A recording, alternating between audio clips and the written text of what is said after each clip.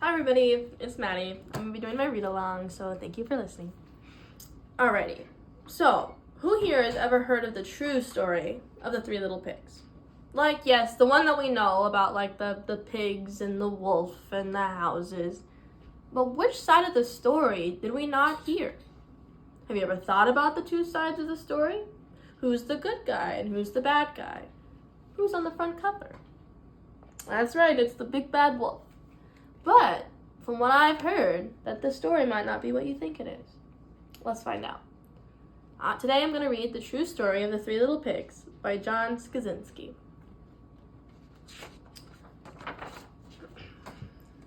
Everybody knows the story of the Three Little Pigs, or at least they think they do. But I'll let you in on a little secret.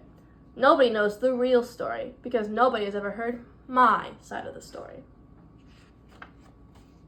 I'm the wolf, Alexander T. Wolf, but you can call me Al. I don't know how this big bad wolf thing got started, but it's all wrong. Maybe it's because of our diet. Hey, it's not my fault wolves eat cute little animals like bunnies and sheep and pigs. That's just the way we are. If cheeseburgers were cute, folks would probably think you were big and bad too.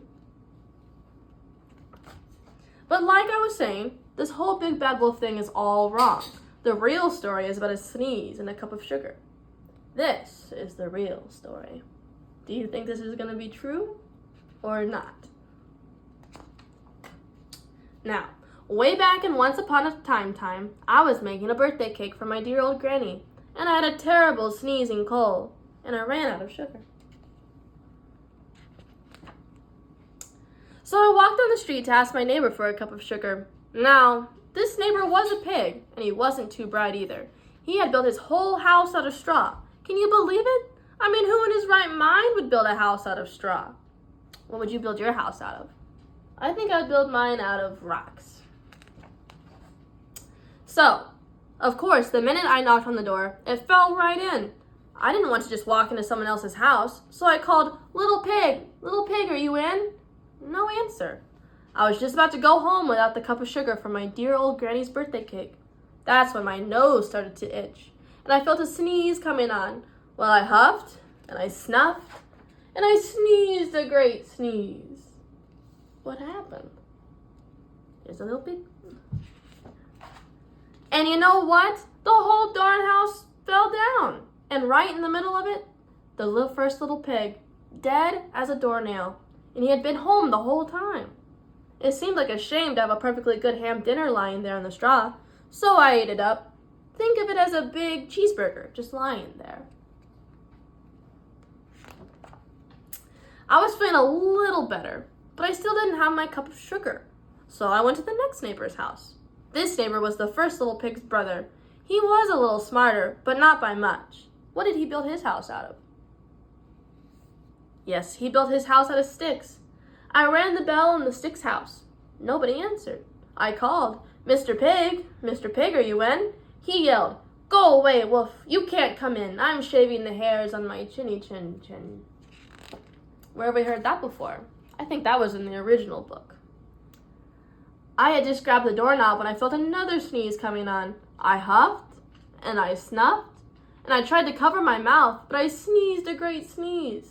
And you are not going to believe it, but this guy's house fell down, just like his brother's. When the dust cleared, there was the second little pig, dead as a doornail. Wolf's honor.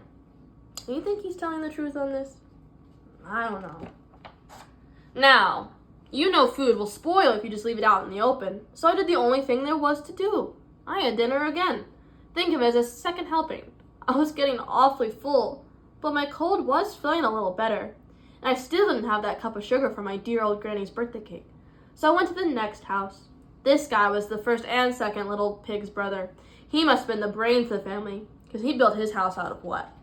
Out of bricks. I knocked on the brick house. No answer. I called Mr. Pig, are you in? And you know what that rude little porker answered? Get out of here, wolf. Don't bother me again. Talk about impolite. He probably had a whole sack full of sugar, and he wouldn't even give me one little cup for my dear sweet old granny's birthday cake? What a pig. I was just about to go home and maybe make a nice birthday card instead of a cake. Then I felt my cold coming on.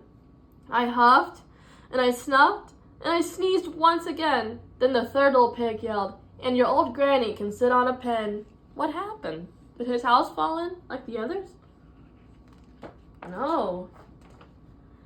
Now, I'm usually a pretty calm fellow, but when somebody talks about my granny like that, I go a little crazy. When the cops drove up, of course, I was trying to break down the pig's door, and the whole time I was huffing and puffing and sneezing and making a real scene. The rest, as they say, is history. The news reporters found out about the 2 pigs I had for dinner.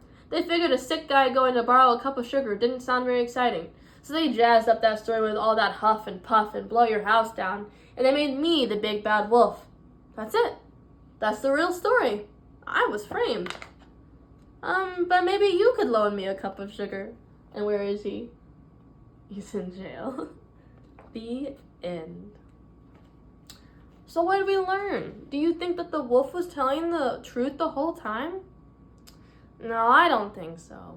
I think it tells a good story about what a good guy is and what a bad guy is. Have you ever heard a story from a bad guy's perspective? It might change your mind on how you feel about them. Or maybe it could just all be a lie like the wolf. Who knows? Thank you.